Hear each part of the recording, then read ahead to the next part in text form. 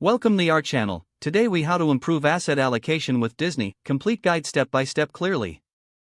To improve your asset allocation with Disney, start by understanding what asset allocation is.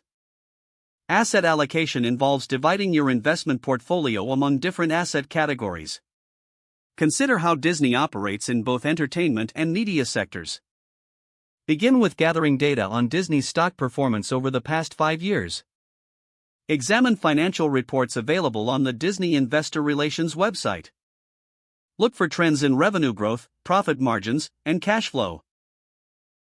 Next, identify how Disney fits into different investment categories such as stocks, bonds, and alternatives. Analyze Disney's market position compared to its competitors in the media and entertainment industry. Evaluate risk factors including market volatility, economic shifts, and changes in consumer behavior. Explore Disney's diversified revenue streams, including theme parks, media networks, and merchandise.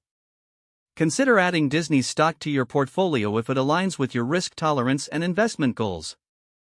If you're already invested, contemplate rebalancing your portfolio to maintain your desired allocation.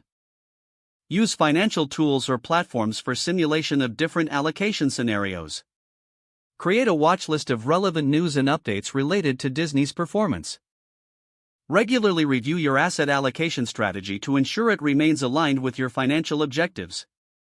Be open to adjusting your allocations based on changes in Disney's business model or overall market conditions. Consider consulting with a financial advisor for personalized guidance. Stay informed about the broader economic landscape that may impact Disney and its performance.